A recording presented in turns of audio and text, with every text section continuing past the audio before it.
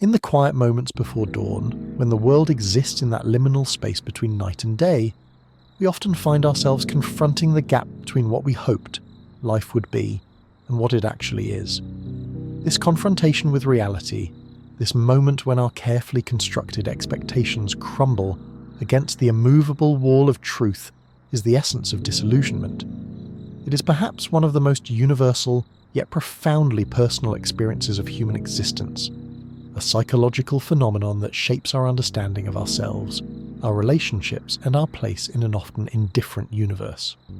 Disillusionment is not merely disappointment magnified, nor is it simply the natural consequence of unrealistic expectations.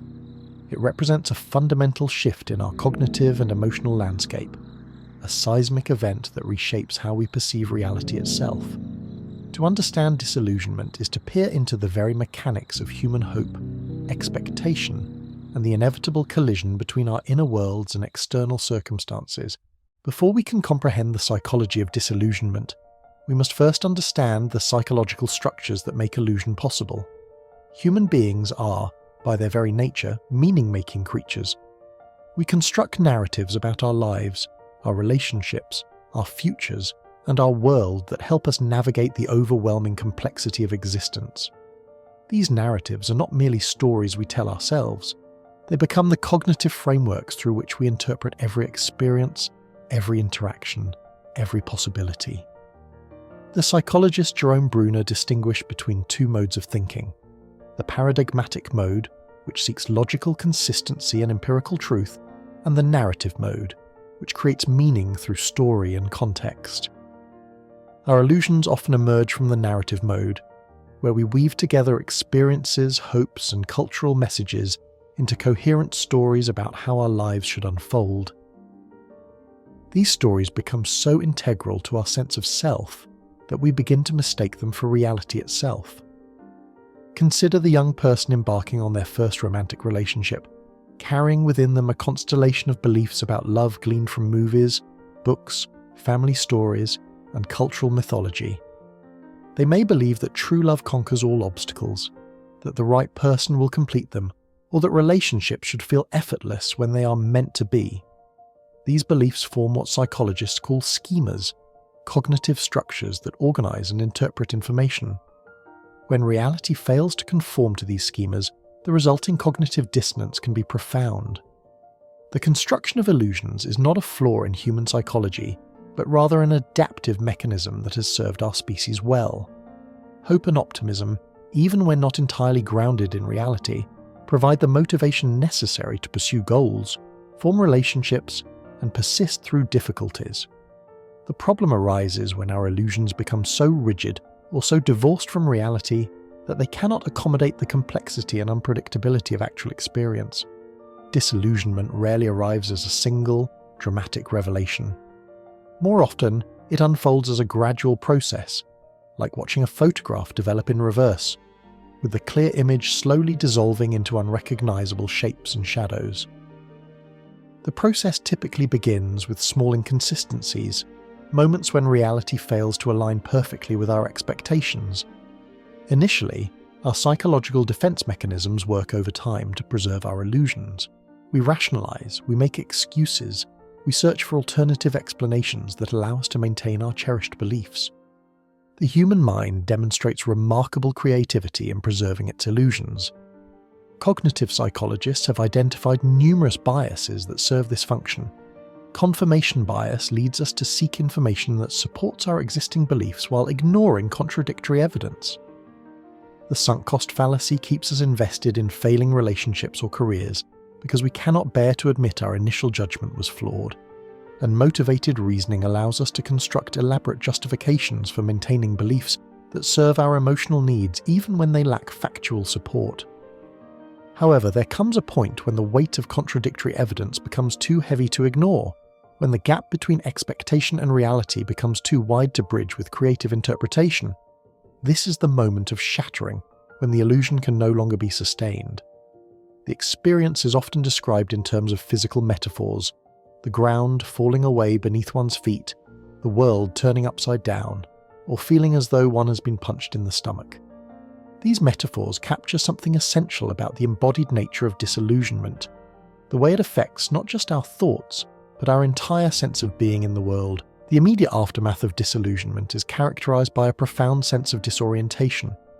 The cognitive frameworks we use to navigate the world have been revealed as inadequate or false, leaving us temporarily without a reliable means of interpreting our experience.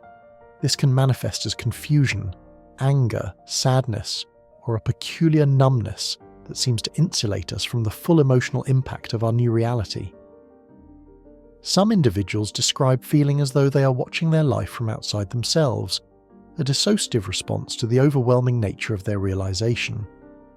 Recent advances in neuroscience have begun to illuminate the biological underpinnings of disillusionment, revealing it to be not merely a philosophical or emotional experience, but a genuine neurological event. When our predictions about the world are consistently violated, specific neural networks involved in prediction error and expectation updating become highly active. The anterior cingulate cortex, which monitors conflicts between expected and actual outcomes, shows increased activation during moments of disillusionment. Meanwhile, the prefrontal cortex, responsible for executive function and emotion regulation, must work overtime to process and integrate the new information.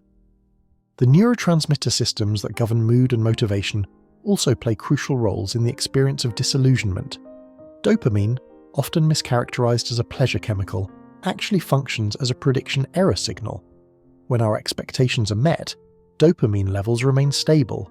When reality exceeds our expectations, dopamine spikes, creating feelings of pleasure and reinforcing the behaviors that led to the positive surprise. But when reality consistently falls short of our expectations, as it does during disillusionment, dopamine levels drop below baseline, contributing to the feelings of depression and anhedonia that often accompany the loss of cherished illusions. Serotonin, the neurotransmitter associated with mood regulation and social behavior, also fluctuates during periods of disillusionment. Low serotonin levels are linked not only to depression, but also to increased aggression and impulsivity, which may explain why some individuals respond to disillusionment with anger or destructive behavior rather than sadness or withdrawal.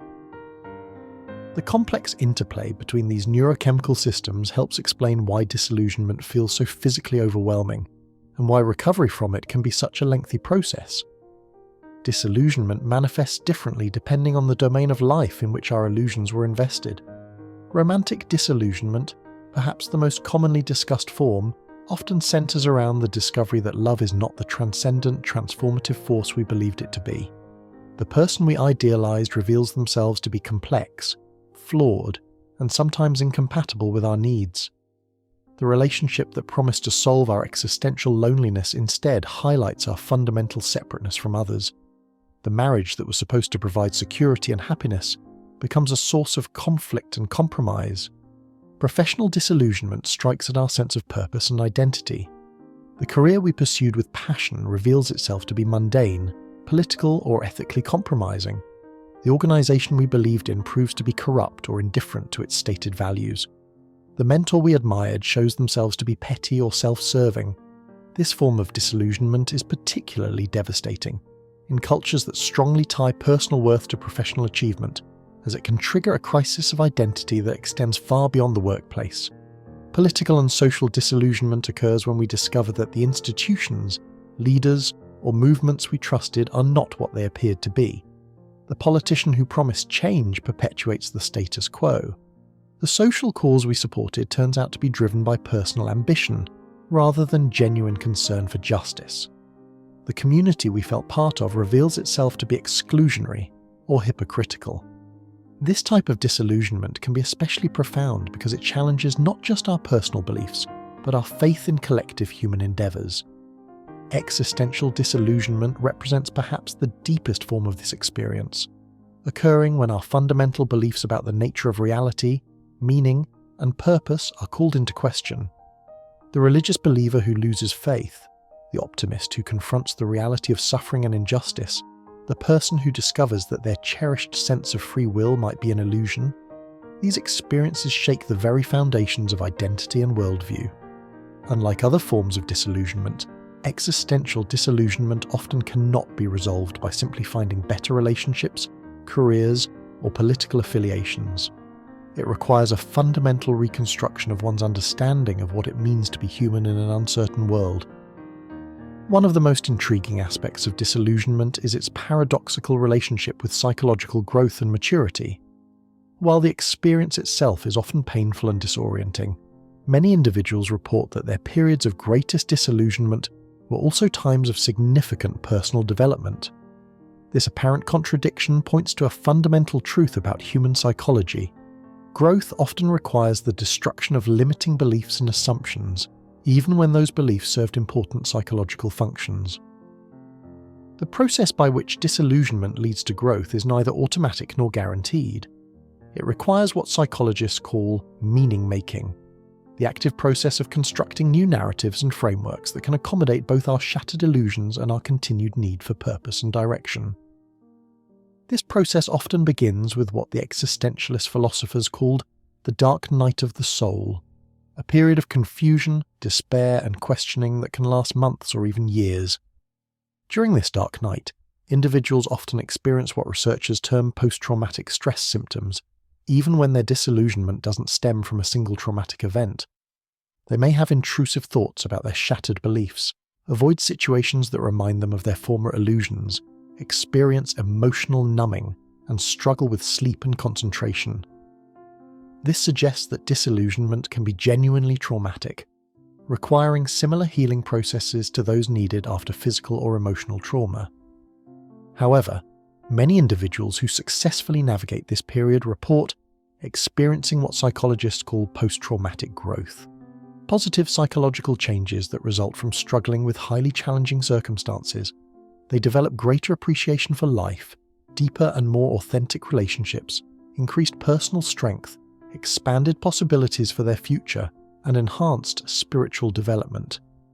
The key factor that determines whether disillusionment leads to growth or chronic bitterness appears to be the individual's ability to maintain what researchers call cognitive flexibility, the capacity to adapt their thinking and beliefs in response to new information. Disillusionment is rarely a purely individual experience. Our illusions are often socially constructed and reinforced, embedded in the cultural narratives and shared beliefs of our communities. When these illusions shatter, the social dimension of the experience can be as significant as the personal one.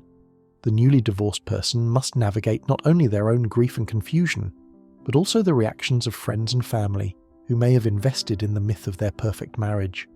The individual questioning their religious faith must contend with potential rejection from their spiritual community. The professional experiencing career disillusionment may face financial pressures and social expectations that make it difficult to pursue alternative paths. The social response to disillusionment can either facilitate healing and growth or compound the individual's suffering. Supportive communities that allow space for questioning, doubt, and gradual reconstruction of beliefs can help individuals navigate their disillusionment constructively. However, communities that respond to expressions of doubt or disillusionment with judgment, rejection, or pressure to get over it can drive individuals deeper into isolation and despair. Cultural factors also play a significant role in shaping both the content of our illusions and our responses to their destruction. Cultures that emphasize individual achievement and control may foster illusions about personal agency and the ability to determine one's fate through effort and positive thinking. When reality contradicts these beliefs, the resulting disillusionment may be accompanied by intense shame and self-blame. Conversely, cultures that emphasize acceptance, impermanence, and the limits of human control may provide better frameworks for processing disillusionment without losing one's sense of worth or hope. The phenomenon of collective disillusionment, where entire groups or societies experience the shattering of shared illusions, reveals the social nature of belief systems and their fragility. Historical examples include the disillusionment that followed World War I, when the myth of human progress and civilized behavior was shattered by the brutality of modern warfare, or the collective disillusionment that accompanied various political and economic crises throughout history. These episodes demonstrate how deeply our individual psychological well-being is connected to the shared narratives and beliefs of our broader social context. Perhaps the most crucial aspect of the psychology of disillusionment is not the shattering itself, but what comes after, the delicate, challenging, and ultimately creative process of reconstruction. This process involves several interconnected tasks: grieving the loss of cherished beliefs, developing more nuanced and realistic expectations, constructing new meaning systems that can accommodate complexity and uncertainty, and learning to live with appropriate levels of hope and skepticism. The grieving process associated with disillusionment mirrors the stages identified by Elizabeth Kubler-Ross in her work on death and dying: denial, anger, bargaining, depression, and acceptance. However, the process is rarely linear, and individuals may cycle through these stages multiple times or experience them in different orders. The denial phase may involve desperate attempts to restore the shattered illusion through rationalization or selective attention to confirming evidence. Anger may be directed at oneself for being naive, at others for deceiving or disappointing us, or at the world for failing to meet our expectations. Bargaining might involve attempting to modify the illusion slightly, rather than abandoning it entirely, or making deals with ourselves or others to restore what was lost. Depression often accompanies the full recognition of loss, while acceptance marks the beginning of genuine reconstruction. The development of more realistic expectations is a complex cognitive and emotional task that requires balancing hope with wisdom, optimism with pragmatism. This is not simply a matter of lowering our standards or becoming cynical.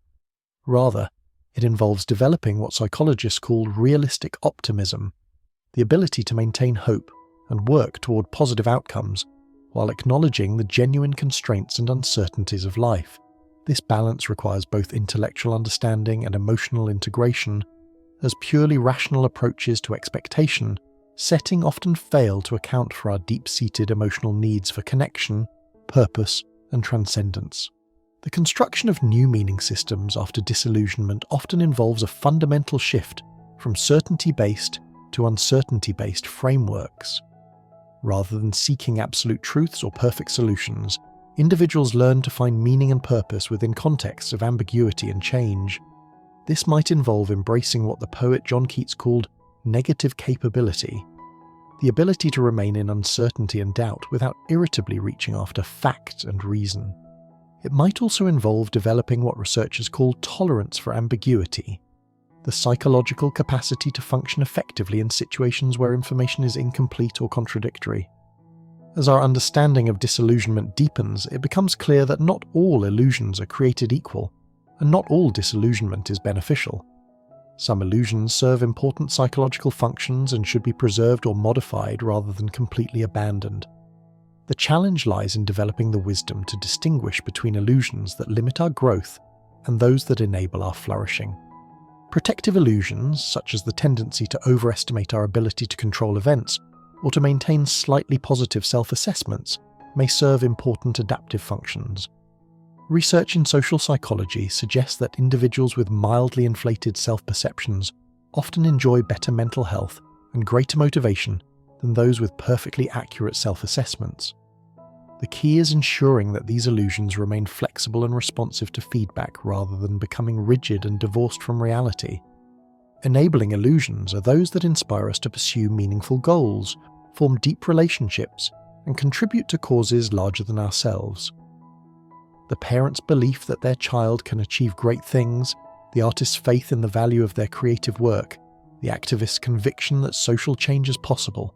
These beliefs may not be entirely rational, but they enable behaviors and commitments that create genuine value and meaning. The goal is not to eliminate these illusions, but to hold them lightly, allowing them to inspire us while remaining open to modification when necessary. Limiting illusions, by contrast, are those that prevent us from seeing ourselves, others, or our circumstances clearly enough to make beneficial changes. The belief that we are fundamentally flawed and unlovable, the assumption that other people are fundamentally untrustworthy, the conviction that our circumstances cannot be changed. These illusions may protect us from disappointment in the short term, but ultimately limit our capacity for growth and fulfillment. The field of psychotherapy has long recognized disillusionment as both a common presenting problem and a potential catalyst for therapeutic change. Different therapeutic approaches offer varying perspectives on how to work with clients experiencing the shattering of cherished beliefs and expectations.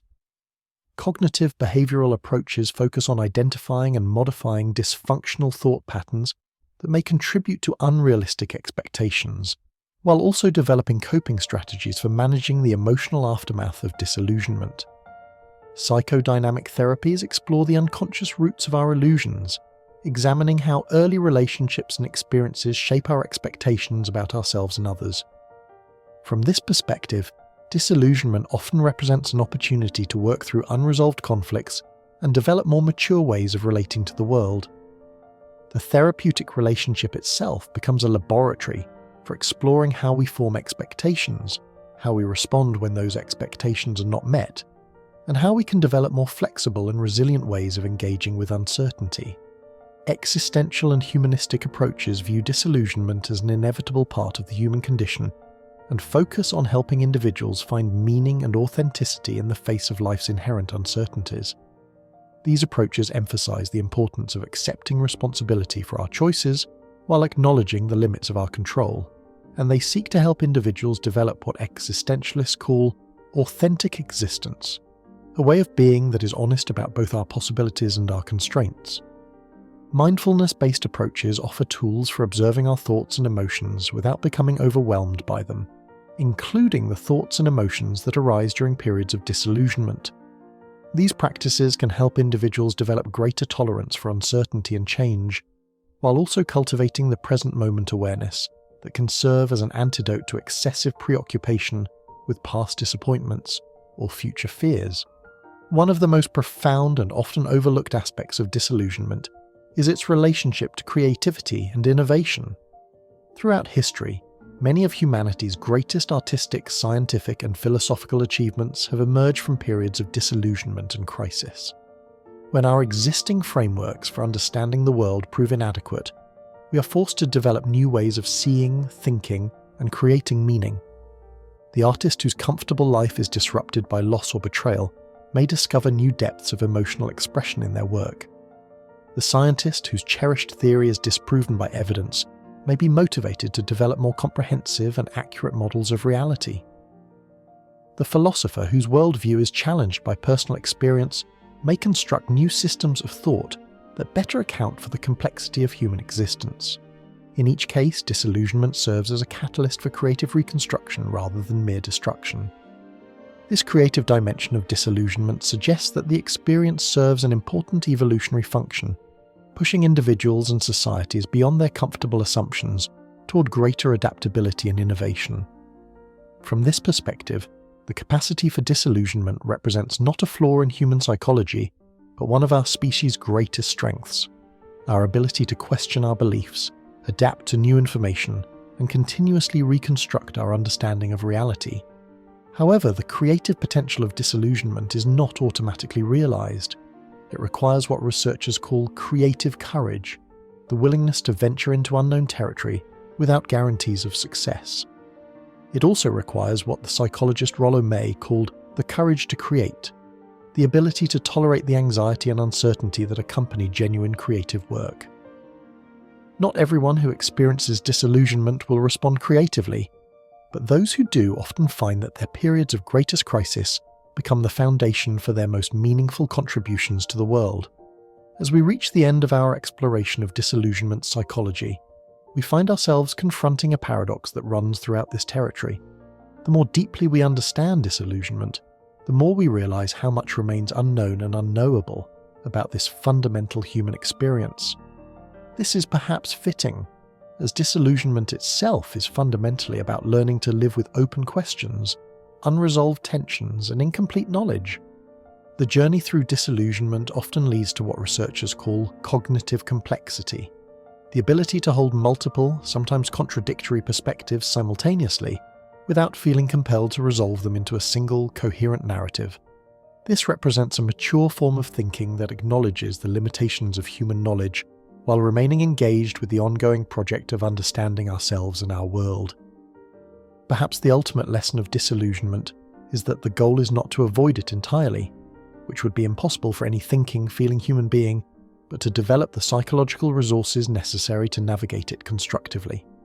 This involves cultivating resilience, maintaining connections with others who can support us through difficult transitions, developing practices that help us stay grounded during periods of uncertainty, and learning to find meaning and purpose even when our original plans and expectations have been disrupted. The psychology of disillusionment reveals itself to be not merely a clinical phenomenon or philosophical curiosity, but a central aspect of what it means to be human in a complex, unpredictable world.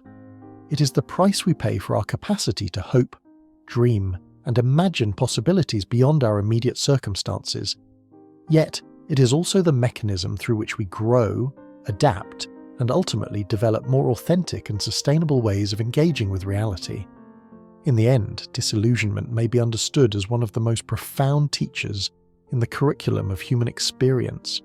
It strips away our comfortable assumptions and forces us to confront the raw reality of existence. Yet for those who can learn from its harsh lessons, it offers something invaluable: the opportunity to build new dreams on firmer foundations, to love more wisely, to hope more realistically, and to find meaning not despite life's uncertainties, but because of our very human capacity to continue seeking truth, beauty, and connection, even when our maps of reality prove incomplete or incorrect. The territory of disillusionment remains vast and largely unexplored, with new questions emerging even as others find tentative answers. What we can say with confidence is that this experience, painful as it may be, serves essential functions in human development and adaptation. By understanding its mechanisms, honouring its significance, and learning from its teachings, we can perhaps navigate its challenges with greater wisdom and emerge from its crucible not bitter or broken, but more fully human,